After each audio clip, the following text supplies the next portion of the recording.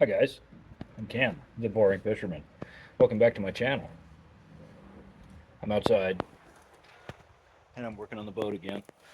I just took the splash wheel back out. I had it put together with Clecos, and my next step is going to be to sweep all the debris out, and I'm going to pull the stringers and that rib that I got to pull out of the back.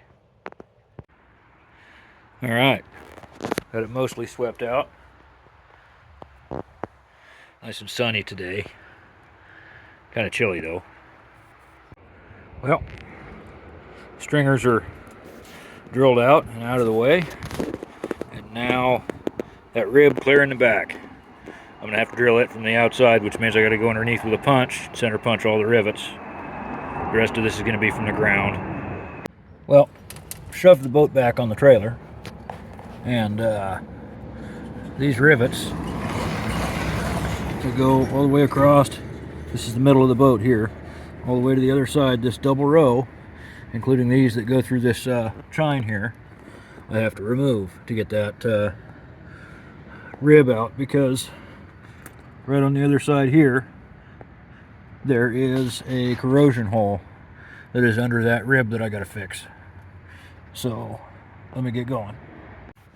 Well, there's the first 8 out of like 50. This is going to take a while.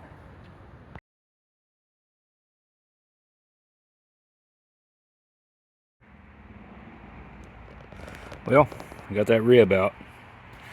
I don't think there's enough daylight left to acid wash, so I'm just going to use my little sander, and I'm going to clean the bottom of the hull because it's really nasty in this area from all these little pinholes that I've drilled out. So I'll show you how that works. So this is what I'm talking about. You've got the strings of holes here that held the knee brace, and then all these other leaks, like here's where that rib was, and then there's a bunch of random ones that are pinholes, to include these 3.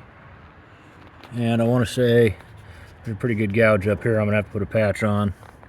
What I'm going to do is I'm actually just going to make a patch for this whole thing and rivet it through from the inside, but I got to sand this first. And there's not enough daylight to acid wash because that's going to be a lengthy process, so I'm just going to sand this area here.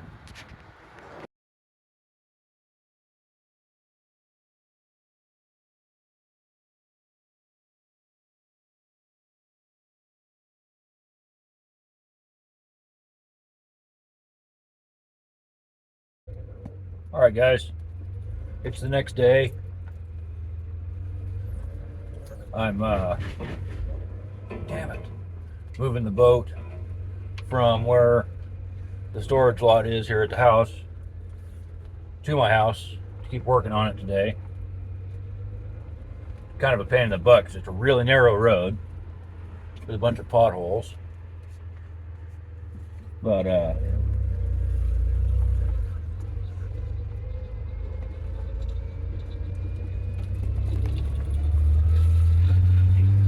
anyway,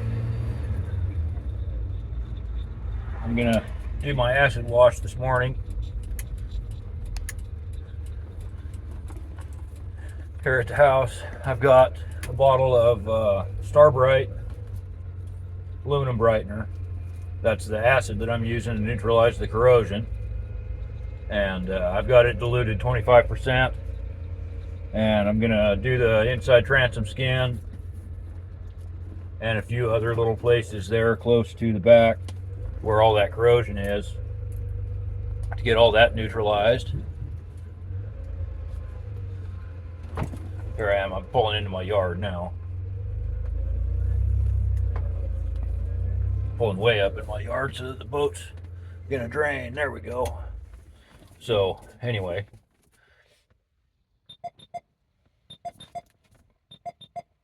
gotta love a Sony. Anyhow, I'm gonna do this acid wash. I'll bring you guys along with me. I'll kind of show you what I got going on there. Yesterday I found a ton of corrosion. I think I touched on that a little bit, but with the knee brace out and that back rib removed, I found some corrosion holes. I found some that I didn't expect. Some of it I'm still going to be able to repair just by putting in solid rivets, but I do have to make a patch that goes under the knee brace, because that spot under the knee brace that I was talking about in my previous videos is just riddled, and I'd have to be stacking rivets on top of each other in the holes, the little corrosion holes, because I pushed them all out with a drill yesterday. I'd have to be stacking those rivets, and I don't want to be stacking those. So I'm going to make a patch. I have some, I want to say it's 16th inch diamond plate. I was laying on that yesterday while I was working on the boat. So I'm going to make a patch out of that. I'm going to cut a nice shape out of it, of course. I'll show you that when I do it. But I'm going to make a patch for the bottom. I'm going to call it a skid plate. I'm just going to make it simple, and I'm just going to call it a skid plate. So I got to do that. I'm going to acid wash the boat first in the problem areas, and then I'm going to hose everything out. And then while it's kind of drying, it's still pretty early. It's, I don't know, like 8 o'clock in the morning. Sunday, it's my day off. I slept in. It's 8 o'clock, and I'm out here working on the boat. But I'm going to hose everything out once I get the acid done, so that I neutralize the acid. And then while the inside of the boat's drying a little bit, before I can put that rib back in with Clecos, I'm going to pull my sander back out. I did a little bit of sanding on the transom yesterday, but I'm going to try and get a bunch of sanding done today in the in-between time while I'm waiting for it to dry out. So I'll bring you guys along with that. Wife and I are still talking about doing blue and white. I had several different color ideas. I wanted to do red, I wanted to do gray, I want to do all these different things. But I think we're just going to keep it simple, stay blue and white, same as we've always done on these boats. So this one's never been bottom painted. I'm not going to bottom paint it. It's going to be a trailer queen. I still need to find a new trailer for it because I don't like this one. But I'm no longer getting that 115 horse Yamaha. I end up leaving my previous job due to some personal reasons. And part of the deal of that was I closed the account that I had paying on that motor. And so I'm not getting that motor anymore. Cool thing is my dad, he says, hey, I have access to this 70 horse Evinrude. It's a runner that a family friend took off of their boat to put a bigger motor on because it wasn't enough motor for their 22 footer. So he's going to be bringing me that 70 horse. He's still trying to get his house sold so he can move, but I have a motor for it, one that I'm familiar with, one that I know runs, ones that I've been around. And it's going to be era correct because I want to say it's like a 79 model, and this boat's a 77, so they're going to be really close. And a 70 horse will push this boat just fine. My ex-brother-in-law Dale, he had an 18-foot Holiday that had a wood center console in it that was set up for commercial nearshore rockfish. And we had a 60 horse on that, a 60 horse electric shift. And that boat did just fine with a 60. Jared, he has that boat now, and he's using it commercially for getting bait shrimp. And he's got my old 85 on that same boat now that the 60 was on, and it's, you know, that 70, it's right between those two. And both of those motors perform well on that boat, and it's heavier than this one. So I'm thinking that a 70 on this boat will be just fine. Plus, it's going to be the right length. I'm not going to have to build a jack plate, none of that goofy stuff. Hey, it's the church bus. So, sorry about that. My neighborhood, they've got a church bus comes through. It takes everybody to church. Everybody but me. But, so anyway, I think the 70 on this thing is going to be great. I'm looking forward to that. Like I said, I'm familiar with those motors. That's going to just make everything a whole lot simpler for me anyway. Plus, the price is right. Dad's bringing it to me, and it came from a family friend, so there's going to be a little bit of sentimental on there. I'm kind of sentimental about the StarCraft anyway because I'm a StarCraft nerd. And this boat reminds me a lot of my grandpa because this is like something that he would have had, or that I would have had when he was alive. My grandpa had lots of StarCrafts. But, so this is a really cool project. You know, the wife, we looked at it last night after she got home from work. When she gets home from work today, she works at a gas station, so she's got to work weird days.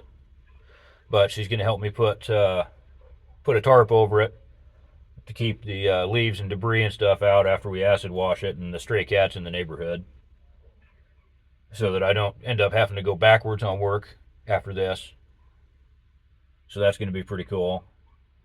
Um, After I get this acid wash done, aside from the dashboard, it's going to be time to start putting it back together. Like, I get the acid wash done and get it sanded, essentially, which I'm not going to lay on the ground in the wet today because it's like 40 degrees outside. But once I get the bottom sanded, I don't need to turn the boat over. We're not really set up to turtle the boat anymore now that I'm doing it here in my neighborhood. But aside from the sanding, after this acid wash, it'll be time to start putting it back together. I picked up some tools yesterday I found on Marketplace. Uh, so I had to leave stuff behind in Oregon, and I just replaced some of those. I got a skill saw and a jigsaw and stuff now that I otherwise would have had to use my previous employer's tools on this project.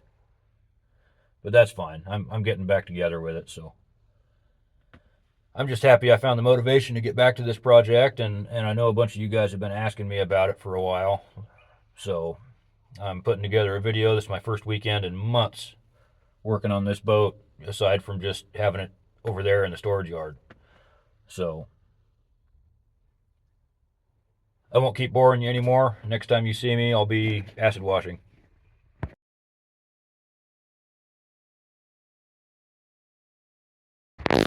Well, I just sprayed that whole bottle out. Got the walls, the floors up to the second rib, inside transom skin. You can already see this acid starting to work. There's a little bit of it in the bottom. I got the knee brace sprayed, and this rear rib is sprayed. So now I'm going to wait like 10 minutes or something and then hose it out and see if the results are as I expected.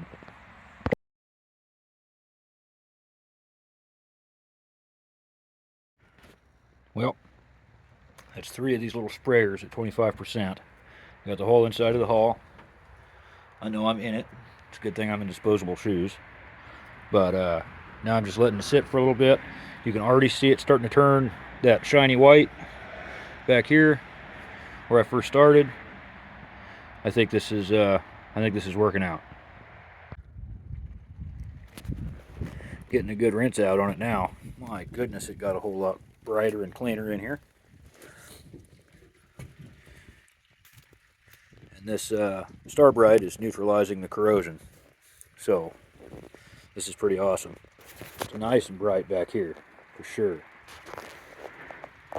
Well, got the last little bit of water running out of it. Believe it or not, I am happy with these results. There is some like caked on stuff back here. Not really caked on, but like stain that the acid didn't take off. I might try to do something with a brush on that. It's hard to say yet. But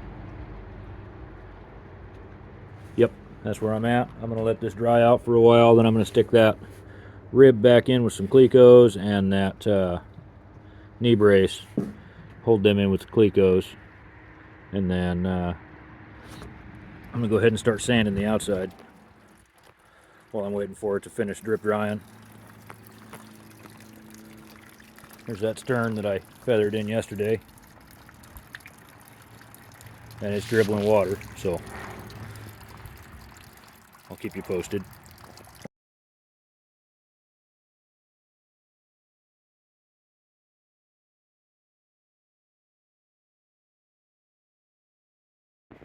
Alright, so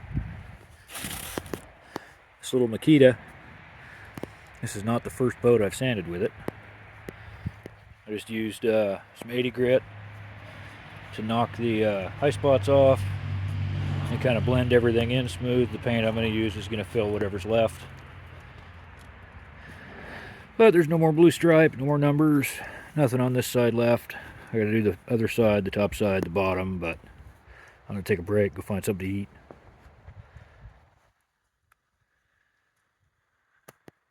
Looks good to me.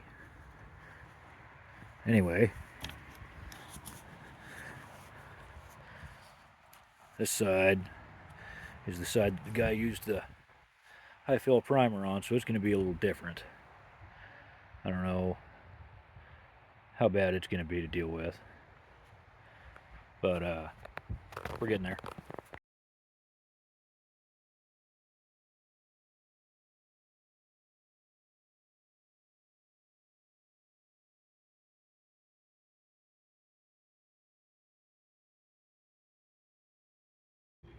Well, now this side that had all that high fill primer is sanded. Some of that primer stayed.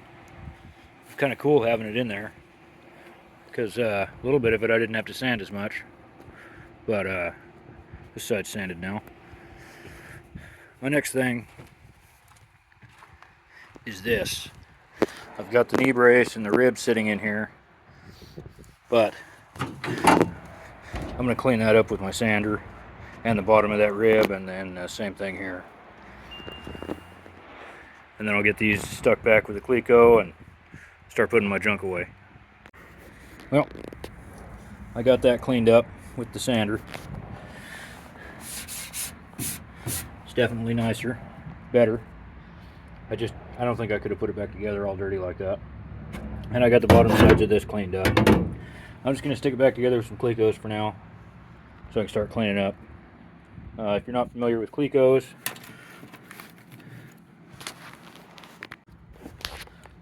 this is a Cleco. This is Cleco pliers. And they go like this. And you put it through the hole when it's like that, and you let go of it, and it grabs the sheet metal and holds it together.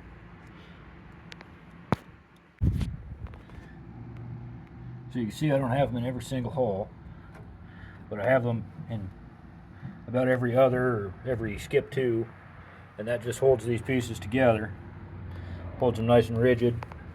That way when you do put your rivets in the remaining holes, then you can pull the Clecos out and put the rest of the rivets in, and nothing will shift, nothing will flex,